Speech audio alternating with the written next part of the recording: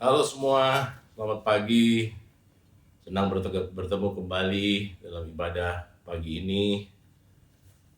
Saya yakin kita yang berlindung dan berharap kepada Tuhan seperti dijanjikan di Mazmur 91, kita akan dilindungi dan dipulihkan oleh Tuhan. Memang secara data COVID di Jakarta sudah banyak turun, namun saya menghimbau semuanya untuk tetap kita menjaga protokol dan yang bisa divaksin segera divaksin agar kita semua bisa kembali ke kehidupan yang normal dalam secepatnya. Jadi akhirnya nih saya sebagai senior pastor akhirnya mendapat jatah juga untuk sharing kebenaran firman Tuhan pagi ini. Saya memang jarang khotbah, ya bukan karena jadwal saya penuh, ya bukan karena saya sibuk, namun sebenarnya saya memberikan kita semua kesempatan ya untuk kita bisa mendengar kesaksian-kesaksian, mendengar khotbah-khotbah yang luar biasa dari pengkhotbah muda kita yang ada, yang saya yakin sedang dibentuk di dalam gereja kita, ya khususnya kalau saya lihat dari Pak Michael Tenggala, ya Barry, Rangga yang ada di catatan saya, Glady, Lori, Fiona, dan beberapa yang lain yang saya tidak catat.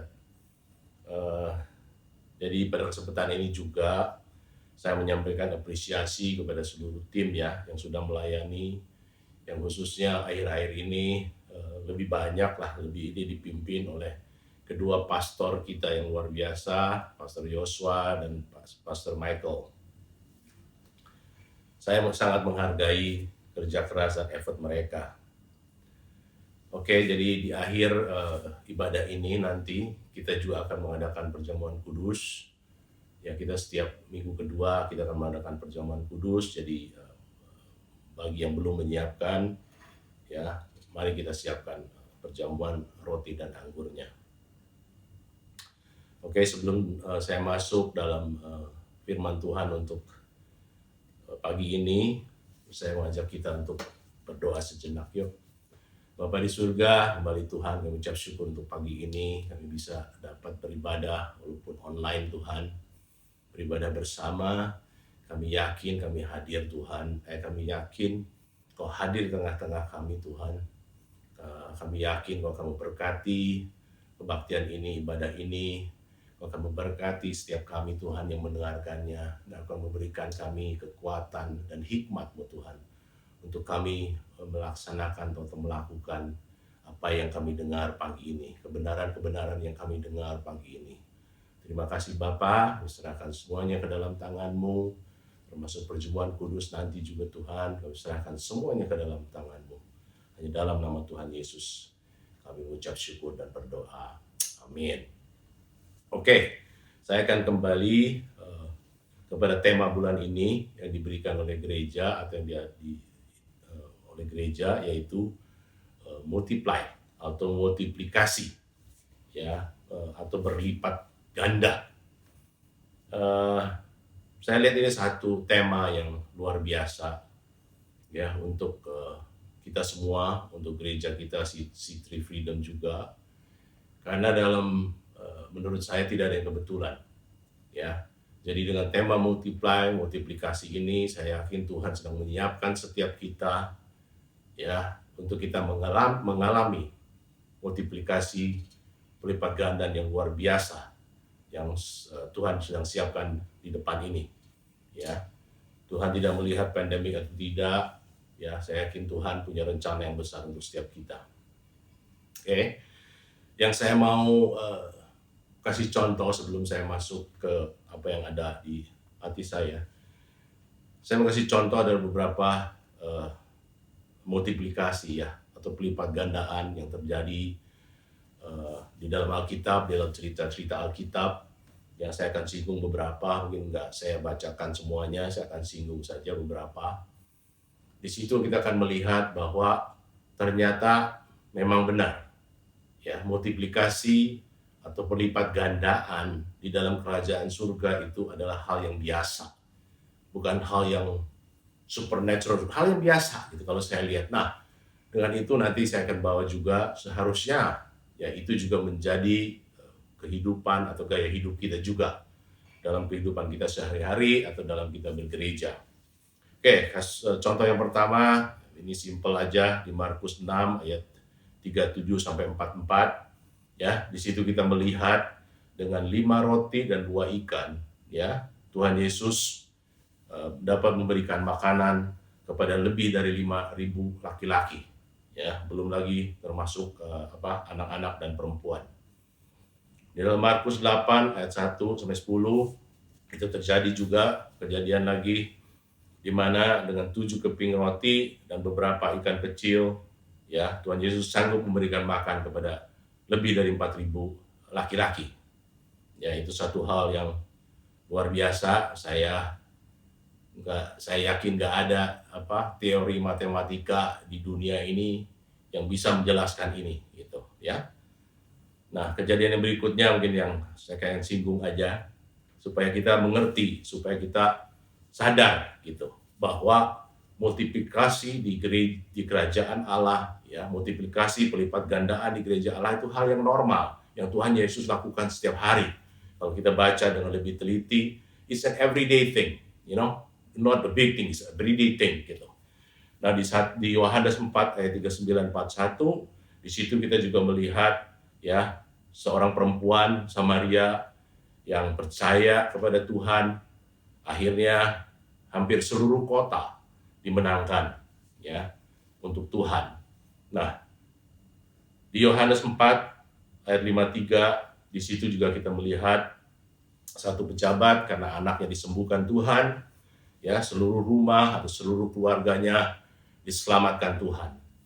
Ya, jadi saya kalau melihat di kerajaan Allah atau kalau kita baca di Alkitab ya, di kejadian-kejadian Alkitab, kembali saya tegaskan bahwa pelipat gandaan atau multiplikasi ini adalah hal yang wajar, hal yang sehari-hari gitu. Ya, jadi saya sampaikan itulah menjadi kerinduan saya pagi ini ya, biarlah pelipat gandaan itu, multiplikasi itu juga bisa kita alami dalam kehidupan kita sehari-hari, dalam kita bergereja ya, dalam gereja kita. Itu yang menjadi kerinduan saya hari ini. Saya bisa meyakinkan kita semua bahwa ini adalah kehendak Tuhan ya, ini adalah cara kerja Tuhan, bukan sulap, bukan magic ya kan, tapi ini adalah cara kerja Tuhan Yesus kita, di mana Dia selalu rindu untuk kita menerima atau mengadakan multiplikasi. Oke. Nah, minggu lalu kita sudah dilayani oleh Pastor Angga yang begitu luar biasa ya. Hari ini saya sebagai senior pastor, saya kerinduan saya untuk membawa ya mujizat atau pelipat gandaan ini, multiplikasi ini dalam konteks gereja, dalam konteks C3 Freedom. Kalau saya dengarkan lagi, Rangga minggu lalu berbicara mungkin lebih banyak ke pribadi ya, ke individual gitu. Saya pagi ini saya ingin membawa ini dalam konteks C3 Freedom, dalam konteks gereja kita ya. Nah, minggu lalu yang ada di catatan saya, Rangga mengutip di Kejadian 1 ayat 29 ya, di mana di situ Tuhan perintahkan kita semua untuk beranak cucu dan bertambah banyak. Penuhilah bumi dan selanjutnya. Ya, itulah perintah Tuhan. Nah, untuk hari ini saya ingin mengutip firman Tuhan dari Matius 28 ayat 18 yang banyak dari kita juga mengenalnya sebagai the Great Commandment ya, perintah Tuhan. Di situ saya bacakan aja ya. Yesus mendekati mereka dan berkata, "Kepadaku telah diberikan segala kuasa di surga dan di bumi. Karena itu pergilah dan jadikanlah semua bangsa muridku dan baptislah mereka dalam nama Bapa, Anak, dan Roh Kudus, dan ajarlah mereka melakukan segala sesuatu yang telah kuperintahkan kepadamu, dan ketahuilah Aku menyertai kamu senantiasa sampai kepada akhir zaman." ya. Nah, ini ayat ini yang seharusnya menjadi pegangan kita sebagai gereja di City Freedom, ya. Eh, jadi dari ayat situ saya merenungkan, ya, apa sih kira-kira yang kita butuhkan, ya, kita perlukan di City Freedom ini, untuk City Freedom atau gereja kita ini mendapatkan multiplikasi, ya, mendapatkan pelipat gandaan. Oke, saya akan sharingkan beberapa poin yang saya catat, yang ada di saya, ya. Jadi ingat ya, pertumbuhan itu dari Tuhan. Jadi begini, saya tidak berbicara mungkin faktor Tuhannya, itu sudah pasti gitu, ya. Karena Tuhan lebih rindu, ya, untuk City Freedom atau untuk gereja kita bertumbuh, ya, menerima pelipat gandaan, mengalami pelipat gandaan. Itu rinduan Tuhan, itu rinduan Tuhan Yesus gitu. Ya, itu udah pasti, udah jaminan. Nah, yang saya mau tekankan adalah bagaimana dengan bagian kita nih, yang melayani, yang dipanggilnya volunteers atau pengerja atau tim pengembalaan ataupun sebagai jemaat. Apa nih? Ya, bagian kita apa nih gitu. Nah, saya ada catat beberapa poin, namun untuk ilustrasi ya, biar saya lebih gampang menjelaskannya, saya ingin mengambil ilustrasi dari tanaman pohon kelapa sawit. Karena pekerjaan saya memang sebagai tukang kebun, ya, dan saya akan memakai ilustrasi perkebunan atau pohon kelapa sawit ini, ya. Jadi pertama ada 4 hal, ya. Pertama ada 4 hal yang saya lihat City Freedom, ya, sudah memiliki atau harus memiliki, ya, agar kita mengalami pelipat gandaan, kita mengalami multiplikasi. Oke, yang pertama itu adalah benih. Nanti akan saya jelaskan. Yang kedua adalah kita harus punya lahan yang subur, ya. Yang ketiga adalah kita harus punya effort atau action, ya. Yang keempat adalah kita harus ada maintenance, perawatan. Nah, jadi begini, kalau mungkin beberapa dari kita yang pernah melihat kebun sawit, ya, kebun kelapa sawit di Medan tuh biasanya banyak. Kita suka lihat lahan yang beribu-ribu hektar ditanamin kelapa sawit dengan jumlah pohon yang mungkin bisa sampai jutaan pohon. Nah, satu hal yang harus kita sadar, semua itu dimulai dari satu benih, satu biji sawit atau biasa dipanggilnya kecambah. Ya, dipanggilnya kecambah. Nah, dimulai dari satu kecambah menghasilkan begitu banyak pohon, begitu banyak hasil gitu, ya. Jadi, nah, kalau kita yang berkebun, kita tahu bahwa bibit itu, kecambah itu sangat kritikal gitu. Jadi kita harus, ya, membeli atau punya supplier yang very reputable, yang bagus gitu. Nah, biasanya bibit kecambah itu, ya, itu hanya diproduksi yang paling bagus itu di daerah Medan, ya, di daerah Medan. Jadi walaupun kebun kita di Kalimantan, tetap kita beli bibitnya di kecambahnya di Medan.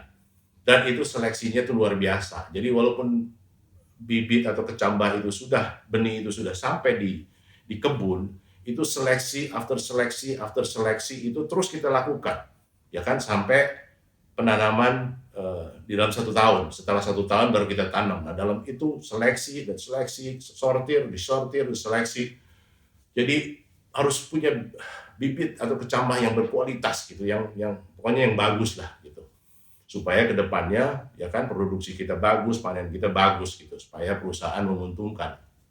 Nah, saya lihat dalam konteks ini, ya, City Freedom sudah mempunyai gitu. Ya, City Freedom atau gereja kita sudah mempunyai benih atau bibit atau kecambah atau benih yang bagus, yang benar gitu. Yaitu firman Tuhan yang membawa berita baik, firman Tuhan yang membawa kabar baik, the good news gitu. Ya. City Freedom tidak lagi mengkhotbahkan atau menyampaikan, ya, yang lain di luar kabar baik gitu. Itu aja. Jadi pertama saya lihat kita C3 Freedom atau gereja kita sudah mempunyai benih atau bibit yang baik gitu. Ya. Dan beberapa lagi mungkin beberapa benih yang saya anggap ya, yang saya lihat, yang saya nilai gereja kita sudah punya. Tadi sudah saya sampaikan, yang pertama adalah karena kita sudah punya firman Tuhan, ya, firman Tuhan yang benar. Kedua, secara singkat aja saya lihat kita sudah punya benih yang kedua, kalau saya anggap adalah tim penggembalaan atau volunteer, ya, yang komit, yang kompak, dan saya lihat yang kerja keras. Ya, ini benih-benih yang sudah kita punya. Nah, benih yang ketiga yang saya lihat, yang kita sudah punya, yang ya kita patut bersyukur dan harus kita kembangkan, adalah kita punya tempat ibadah, ya, yang bagus. Saya lihat ya, baik yang di PNIN Pecenongan juga bagus, yang baru, yang akan yang baru yang di Jalan Wahid Hasim juga itu satu tempat yang bagus. Nah, benih yang keempat yang kita sudah punya kalau menurut saya di C3 Freedom adalah pendanaan, ya, dukungan dana daripada pengerja, daripada jemaat, ya, volunteers. Nah, ini saya lihat nih benih-benih yang kita sudah miliki gitu, ya. So we have a good seed, kita sudah ada benih yang benar, ya, tinggal kita multiplikasikan. Oke? Nah, kedua saya lihat ya, jika satu perusahaan sudah punya sumber bibit yang bagus, misalnya sumber kecambah yang bagus, berikutnya adalah dia perlu lahan yang bagus gitu. Ya kan, jangan sampai kita beli atau kita mohon lahan yang ujung-ujungnya lahannya berpasir, atau mungkin yang rawanya dalam sehingga tidak bisa ditanam. Jadi kedua, perlu lahan yang bagus. Nah, kalau saya lihat kembali ke konteksnya C3 Freedom atau gereja kita, lahan yang bagus ini saya bicara mengenai hati gitu. Hati yang bersih, yang baik gitu. Ya kan, hati yang lembut, yang bagus gitu. Kayak tanah, kalau di perumpamaannya kan ada itu tanah yang subur gitu. Jadi saya melihat C3 Freedom, ya, gereja kita dari segi tim penggembalaan, pengerja, dan jemaat, ya, saya lihat kita sudah menjadi lahan-lahan yang subur, ya. Tapi tetap, maksudnya, harus terus kita berusaha, ya, agar batu-batu atau sisa-sisa batu-batu yang ada dalam kehidupan kita, dalam pelayanan kita ini terus harus kita singkirkan, ya. Jadi kita akan menjadi terus tanah yang subur untuk benih-benih firman Tuhan itu bisa bertumbuh dengan luar biasa, dengan multiplikasi yang luar biasa. Nah, yang ketiga adalah, ya, setelah kita mempunyai, kalau dalam perkebunan, setelah kita mempunyai benih yang bagus, ya kan, lahan yang bagus, berikutnya adalah effort. Harus ada usaha untuk menabur, ya kan. Coba kalau kita ada tanah yang bagus, benih yang bagus, kalau didiamkan, ya, tidak ada effort untuk menabur, tidak akan kemana-mana gitu, akan sia-sia. Benihnya juga mungkin akan busuk, lahannya juga mungkin akan tumbuh lalang, tumbuh segala macam tanaman yang tidak menghasilkan gitu. Nah, jadi berikutnya saya lihat harus ada effort untuk menabur. Nah, saya lihat effort ini di C3 Freedom memang sudah luar biasa. Tapi saya lihat saya lihat masih banyak kesempatan ke depan ini untuk kita berbuat lebih. Nah, saya lihat effort apa nih yang C3 Freedom atau kita perlukan, ya, dalam poin yang ketiga ini. Kita perlu menyampaikan kabar baik. Kita perlu pengkhotbah yang baik gitu, pengkhotbah yang baik untuk menyampaikan the good news. Ya, ini penting gitu. Dan seperti tadi saya sampaikan, dan saya lihat di C3 Freedom, ya, di gereja kita ini sudah banyak bibit-bibit pengkhotbah yang luar biasa, yang bagus gitu. Ya kan, yang bisa menyampaikan firman Tuhan, yang bisa sharing, bersaksi yang luar biasa. Jadi saya sebagai senior pastor, I'm happy about this. Saya sangat bersuka cita, ya. Jadi effort berikutnya selain khotbah mungkin di gereja kita sendiri di City Freedom, saya juga kerinduan saya satu hari kita semua ini bisa menginjil keluar gitu. Ya, nggak usah mungkin terlalu jauh-jauh lah, ya, mimpi-mimpi ke Kalimantan, ke Papua, kemana, mungkin di sekitar kita gitu. Kita bisa menginjil. Nah inilah action menabur ini yang harus kita ada, harus kita usahakan gitu, ya kan? Supaya kita mendapatkan multiplikasi, mendapatkan pelipat gandaan. Nah, berikutnya saya lihat ya dalam poin ini juga actionnya itu berikutnya adalah bersaksi. Gitu. Jadi setiap kita ya termasuk saya harus kita berani bersaksi ya kan untuk menyaksikan kebaikan Tuhan. Saya lihat di gereja kita mungkin termasuk saya juga masih ini masih effort yang harus kita terus kita perbaiki gitu. Ya, terus harus kita improve gitu. Hari demi hari harus kita improve. Kita harus berani bersaksi. Apalagi kalau kita lihat sekarang ya dunia sedang begini gelap ya kan, kita sebagai terang-terang Tuhan kita harus lebih berani. This is for me too ya, ini untuk saya juga lah, ini untuk saya juga gitu, harus kita berani bersaksi. Dan berikutnya action untuk berikutnya saya lihat ya kita harus punya tindakan yang lebih lagi dalam hal apa, memberi diakonia gitu. Saya lihat di gereja kita memang sudah luar biasa, kita ada membagi sembako, kita di depan tempat yang di Wahid kita ada itu estalase yang menyiapkan makanan-makanan gratis untuk siapa aja yang membutuhkan. Namun saya himbau ke depan kita we have to do more gitu. Kita harus lebih ya, kita harus lebih gitu. Nah, poin keempat ini mungkin yang terakhir ya. Jadi setelah benih itu atau kecambah itu tumbuh, setelah lahan itu yang baik kita sudah ada, setelah kita tabur ya, setelah kita tanam, nah berikutnya otomatis harus ada perawatan.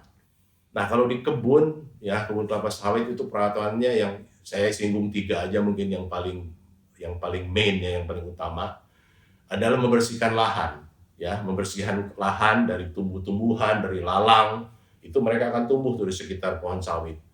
Kedua, pohon sawit ya setelah mereka berumur itu yang namanya pelepah tuh, tandan-tandan pelepah itu kebanyakan udah terlalu banyak gitu, jadi terlalu banyak dan sehingga membuat proses panennya susah gitu. Jadi pelepah-pelepah itu secara rutin harus dibuang, secara kontinu itu harus dibuang, harus di-pruning, namanya di-pruning ya, di-pruning. Ya, di-pruning harus dibuang gitu. Dan ketiga yang paling penting saya lihat kalau di dalam perkebunan adalah perawatan dalam hal pupuk. Kita harus selalu memberi pupuk, ya kan? Karena secara gampang sebenarnya kelapa sawit itu ya pupuk itulah yang jadi minyak. Itu prinsip simpelnya mudahnya di situ. Nah kalau saya bawa kembali ke konteks gereja kita, ya saya lihat pertama kita harus cabut ya lalang-lalang yang tumbuh. Nah ini gimana ya, saya mungkin agak nggak enak juga menyampaikan ini, tapi ini perlu gitu. Ini perlu kita waspadai, kita perlu akuin bahwa ini akan ada di gereja. Jadi kalau saya himbau begini, menurut saya ya mungkin ada kadang-kadang pengajaran-pengajaran yang kurang tepat. Nah kita harus berani mencabut hal-hal seperti itu gitu ya. Kita harus back to the Bible. Kalau menurut saya gitu, kita harus back to the Bible. Mungkin kalau selama ini kita bergereja banyak ya yang timbul, banyak budayanya, banyak liturgi yang kurang ini. Nah, kita harus berani. Kalau menurut saya kita harus berani cabut itu, gitu. Cabut itu, ya kan? Cabut itu dan kita ajarkan apa yang diajarkan di Alkitab, di firman Tuhan yang benar, ya. Nah, kedua berikutnya pruning, ya.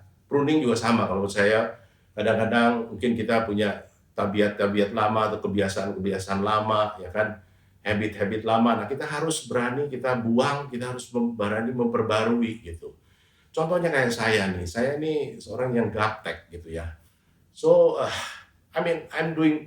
saya lagi berusaha, saya lagi berjuang gitu untuk membuang cara-cara lama saya, mungkin catatan saya tulis pakai kertas, pakai saya masih baca koran Kompas gitu, koran Kompas gitu.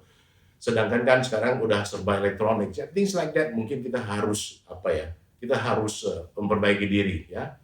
Nah, berikutnya adalah pemupukan. Ini juga hal yang penting. Jadi saya rindu ya di gereja kita ini, khususnya nanti di tempat yang baru di Wahid ini, saya rindu tempat ini ya bagus, tempatnya bagus ya, bagus, desainnya bagus, keren, maksudnya bagus. Nah, kerinduan saya begini, kerinduan saya jangan sampai kita pergunakan tempat ini ya hanya untuk tanda kutip ngumpul-ngumpul aja gitu. Ya kan, karena enak ngumpul di situ, makan di situ, ngumpul di situ. Kerinduan saya adalah begini, tempat ini dijadikan tempat di mana kita sendiri dimuridkan dulu, ya kan, untuk memuridkan orang lain, ya kan, dan untuk menugaskan orang lain itu untuk menginjil gitu. Karena seperti firman Tuhan tadi kan di Markus 28, disinggung di situ, pergilah, jadikanlah semua bangsa muridku. We have to go, gitu, pergilah. Jadi setelah kita di-equip, di-empowered, ya, tanda kutip dipupuk, di C3 Freedom atau di Wahid, di C3 Freedom, setelah kita dipupuk, di-equip, we have to go out, gitu. Kita harus go out, memuridkan lagi, gitu. Ya, itu yang menjadi kerinduan saya. Jangan hanya dibilang, oh itu gerejanya keren ya, for me it's not that ini. Atau wah itu gerejanya rame ya, jemaat yang penuh, untuk saya juga ya, yang penting pergilah gitu, pergilah. Ya, jadi we have to use that place, pakai tempat itu untuk kita equipping, kerinduan saya itu. Ya, jadi mungkin itu pesan saya untuk pagi ini. Jadi garis besarnya intinya begini, ya, saya yakin dengan apa yang Tuhan sudah persiapkan untuk C3 Freedom, ya tadi kita punya benih, kita punya lahan yang baik, ya kita punya benih yang baik, yang benar, punya lahan yang baik. Tadi apalagi kita punya perawatan, punya action untuk menabur, dan kita punya perawatan yang baik. Saya yakin gitu. Ya, saya yakin kita akan mendapatkan multiplikasi, pelipat ganda yang luar biasa, karena itu adalah menjadi kerinduan Tuhan, dan itu memang cara kerja Tuhan Yesus gitu. So I want us, the church, ya, secara pribadi juga, secara gereja juga, saya mau setiap kita we expect the best, ya, we expect yang luar biasa ke depan ini gitu loh. Ya kan, kita jangan lihat lagi pandemiknya. Thank God, dengan tema-tema seperti ini, saya yakin Tuhan sudah mempersiapkan kita sebagai individu atau sebagai gereja, ya, sudah mempersiapkan kita untuk hal yang besar, untuk multiplikasi yang besar gitu. So let's do it gitu. Ya, dengan beberapa poin yang tadi saya sampaikan, coba kita introspeksi. Mungkin ada hal-hal yang buat saya juga ada hal yang perlu kita koreksi supaya kita ya kan lebih siap, kita lebih dipakai Tuhan, kita lebih siap, ya kan, kita lebih peka, lebih sensitif pada kehendak Tuhan, sehingga kita akan melihat multiplikasi, kita akan melihat pelipat gandaan di dalam pelayanan-pelayanan kita. Ya, itu mungkin dari saya, pesan saya untuk kerinduan saya untuk pagi ini. Nah, sebelum kita masuk dalam perjamuan kudus, dan seperti biasanya kita juga memberikan kesempatan kepada penonton yang baru hadir atau yang baru ikut, yang yang mungkin hari ini Tuhan berbicara atau dijamah Tuhan, ya kan, untuk menerima Tuhan Yesus sebagai Tuhan dan Juru Selamat. Nah, kalau itu saudara, saya akan berdoa ya secara singkat, ikuti mungkin doa saya, ya kan, untuk terima Tuhan Yesus sebagai Tuhan dan Juru Selamat kita. Ya, yuk mari saya ajak kita berdoa. Bapak, hari ini aku membuka hati ya Tuhan. Aku yakin Tuhan, saya yakin Tuhan bahwa Kau telah menebus segala dosa-dosa saya Tuhan. Kau telah membenarkan saya Tuhan. Dan pada pagi ini Bapa, saya membuka hati Tuhan untuk menerima Engkau, Tuhan Yesus sebagai Tuhan dan Juru Selamat, sebagai Raja atas kehidupan saya. Terima kasih Tuhan, terima kasih. Terima kasih Bapa, terima kasih Tuhan Yesus. Aku menerima Engkau sebagai Tuhan dan Juru Selamat. Hanya dalam nama Tuhan Yesus aku berdoa. Amin. Oke, kita akan masuk dalam perjamuan kudus. Sebelum lupa, saya juga mau mengingatkan bagi yang baru, ya, terus kalian bisa kontak kita, ya, di Instagram yang ada, di Facebook yang ada. Marilah bergabung dengan gereja kita di City Freedom ini. Oke, sebentar. Mari kita berdoa. Bapak, mengucap syukur Tuhan untuk ibadah hari ini. Kami ucap syukur Tuhan untuk kebenaran-kebenaran-Mu. Kami ucap syukur ya Bapa untuk rencana-rencana-Mu yang besar. Kami mengucap syukur Tuhan untuk multiplikasi atau pelipat gandaan Tuhan yang akan kami terima di depan Tuhan. Baik secara pribadi ataupun secara gereja Tuhan. Kami mengucap syukur untuk itu Tuhan. Dengan iman kami mengucap syukur Tuhan. Dan itu akan terjadi atas kami, atas kehidupan kami, atas gereja kami. Kami mengucap syukur Tuhan. Hamba-Mu tahu dengan tema bulan ini, Kau sedang mempersiapkan setiap kami, Kau sedang mempersiapkan gereja ini Tuhan, untuk kami menerima pelipat gandaan dari-Mu ya Tuhan. Bapa, kami mengucap syukur, Hamba-Mu berkati Tuhan setiap anak-anak-Mu dengan berkat-Mu, dengan kasih-Mu, dengan kemurahan-Mu yang berlimpah-limpah. Terima kasih Tuhan, terima kasih. Hanya di dalam nama Tuhan Yesus kami mengucap syukur. Amin. Oke, see you next time. God bless.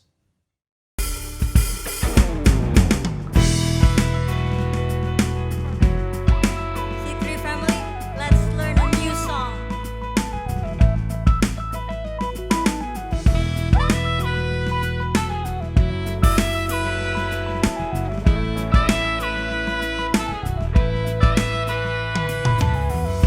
All authority is given unto thee by the power of your blood.